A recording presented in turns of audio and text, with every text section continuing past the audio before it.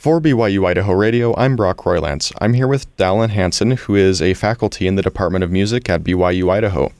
Can you tell us what the inspiration for your devotional talk was? Yeah, so this talk is focused on helping those of us who are a part of the university, particularly students, to kind of look at a bigger picture of their educational opportunities. So I've been interacting with students here for over 15 years, and also having been a part of the Rexburg community for a lot of my life, it's easy to see school as a student in terms of things that are a little bit mundane and a little bit difficult. Sometimes we refer to the sort of game of college, where it's about figuring out how to get a good grade or how to kind of get through so you can have your diploma and get out of here and move on. And, all of those things are a reality of fulfilling the requirements.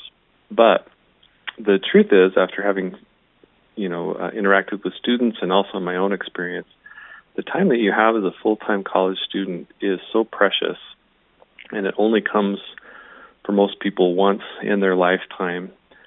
And it's important to recognize from a bigger picture the opportunities related to your education. And so I think that's really why I wanted to bring up some of these principles, is to help encourage all of us, mostly students, to think about the big picture of what learning is all about, what a university is, what a church university is all about, and then thinking from an eternal perspective, how can overall becoming a learner and engaging in that kind of real assertiveness in our education can bless our lives in the future and for eternity.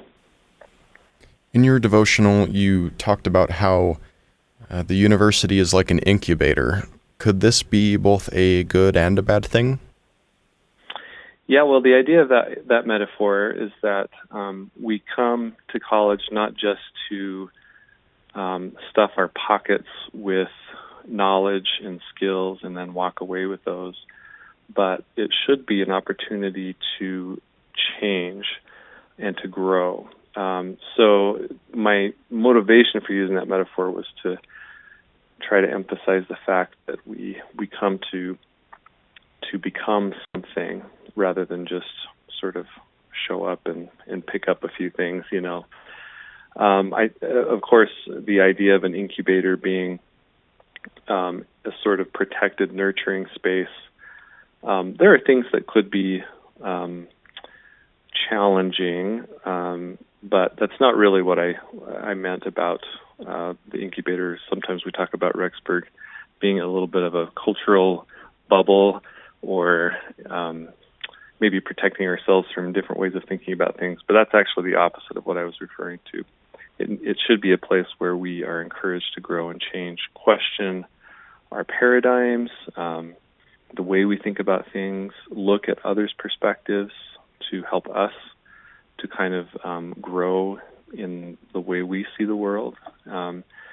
So that's the idea. It's a metamorphosis sort of experience rather than just a coming and cafeteria style choosing what you think is going to be good tasting that day, Mm-hmm. So BYU, you're saying BYU Idaho does change people. Should people also be bringing stuff to the table as well? Yes, of course. And I think that's part of what I hope to talk about in this talk, is that a university is a community that is very interactive. The thing that does unify us is that we come with a common purpose to learn and to grow, but each of us has a different perspective. We have different life experiences, different challenges, different geographic and cultural traditions, things that really define who we are. And it's essential that we all bring our individual natures into this community so that we can all benefit from that. How can students have a higher view of their university education? Yeah, that's a really good question. And I think it really starts from the eternal perspective. We learn from the scriptures, from the Doctrine and Covenants, that we should seek learning by study and by faith. We learn that the glory of God is intelligence, and that it's the intelligence, which, that term is quite comprehensive. It includes a lot of different things. But that is what we take with us after this life. So in the big picture, this is a very concentrated moment to help us to fulfill our life mission and the potential that we have to become more godlike. So that would be like the ultimate eternal perspective, or the big picture. But it's also understanding that each little step, each little moment that we have, whether that's fulfilling an assignment or having to study for a test or failing a test or having, moments of setback or challenges, that it is all a part of a long-term process. And we can be grateful for each moment. And the other part of that, too, that I emphasize in my talk is that it can motivate us to reach a little bit higher and push ourselves a little bit farther, so that we don't get stuck or discouraged in what might seem a little bit mundane, but understand that this is a very small part of a really big picture and an important opportunity to do everything we can to take advantage of these experiences. What might you say to those who may not have attended a university? That's a great question. The opportunity for learning lifelong and progressing towards being godly is available to every person, of course. And opportunities to learn and to grow, particularly in today's world, are more accessible than ever. And so we shouldn't ever feel, whether we have a university experience or not, that those principles are different for us. I think the thing that is special about university community is that those experiences are so concentrated, that the time that you have is especially set apart for that purpose. And because it is such a special opportunity, those who have it, we should never squander a second. We should be just working and learning and loving and enjoying even the hard stuff to its full extent, because it really is a blessing. From what I'm gathering from when I read your talk, I think that there's a possibility for a similar learning environment to be found in other places other than a university setting, such as a farm. Some people may not have ever gone to a university and they had to pick up the family farm. And similar principles can be learned on that farm. And this is also a good segue into my next question. How are the university and the temple related? Yeah, those are really good points and great points. I'll talk about the second question first. The idea of a university, just as a concept, is a place to gather and to grow and to have access in a very concentrated way where things are very set apart for a specific purpose. We could say that the temple is like a university in that sense, that it's a place that's set apart. It's a place that has a specific purpose and is tied to learning, in the sense that we come through revelation to understand more about who we are and why we're here and the ultimate destination that we're headed towards. So I think there are a lot of parallels to that. In fact, in one point that I do make in introducing this overall topic in the devotional talk is that it's important to try to come to a high place where you can see things in perspective. And we can do that by thinking about the purposes and the whys of why we're doing things. But coming to the temple, I think, is one of the most powerful places for that to happen for us. It's where we get to sort of reset our perspective.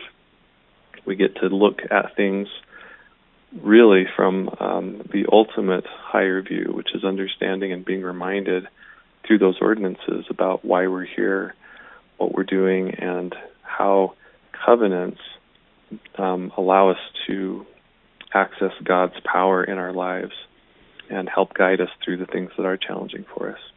So a lot of parallels between the concept of university and what the Lord gives us through the temple. I've heard people say that the temple is the Lord's university, and I think there's some good things to learn from that statement also. Yeah, I used to live on a farm when I was younger, and I've spent a lot of time in the temple as both a patron and a temple worker, and I have noticed a similar feeling from when I'm working hard on the farm to doing the Lord's work in the temple to working hard at the university. They all offer that similar sense of satisfying work and that gratification that you get from doing honest hard work and doing something that is true and that brings light. Working on the farm, you learn the value of hard work, and working in the classroom setting, you learn the value of knowledge. And then working in the temple, it's like a combination of those things. Do you have anything to say? I would just say that's an awesome insight. That's really very powerful, the way you described that. And I think what you said is really important. It's drawing these parallels to moments in our lives that allow us to grow as we engage in them honestly. It's feeling the value of hard work, but also knowing that we're making progress in a way that really helps us to reach our ultimate goals. And I think all those things are parallels. And a lot of it, for that to really become unlocked for us, we have to have faith that those things will make a difference for us and have an attitude of being engaged. If as a farmer you kind of do a half effort in the work that you do, you'll probably get a half result in what happens, on the other side. So it's finding a way to let that ultimate perspective motivate the way that we think and the way that we work from the day to day. Final quick question. How can people avoid separating the academic from the spiritual? That is a really great question. It's actually one of the things that I have felt most passionately about in my interactions with students over the years. There is a little bit of a tendency to delineate the way that we learn in terms of, well, this is a spiritual thing that I do, and this is an academic or intellectual thing. And while maybe that's useful to sort of organize how we work, in the big picture, those really are not separate entities. The eternal perspective, we talk about how all things are spiritual unto the Lord. He has not given us any commandments that are temporal, that they're all really for a spiritual benefit. And the other thing I would say for students who are trying to break down those barriers, in your academic classes, or the ones that maybe don't seem as spiritual from the outside, look for eternal principles in those classes and try to keep yourself open to the promptings of the Spirit as to the connection that those have to eternal things, and also the connection that those subjects or those classes might have to others. And we can find truths and principles in all disciplines. So that's one thing. And the other thing is involving the Lord in a personal way in everything that we study. I would suggest that as you study or for an exam or prepare for a course, that you do that with a prayerful heart and keep yourself open to the Lord's help. Because learning is part of godliness and intelligence, He is interested in how we learn. He's interested in what we gain from every learning experience. And when we have the faith to ask and involve Him, that can help to break down those barriers, which ultimately just sort of inhibit our progress and allow us sometimes to make excuses for how we work or don't work. You reminded me of something my old accounting professor told me. The Lord also has lefts and rights, assets and liabilities. Sure. Yeah, which is it's interesting. It's kind of funny though. Well, thank you so much, Brother Hansen, for taking the time to talk to me. You're welcome. It's been my pleasure.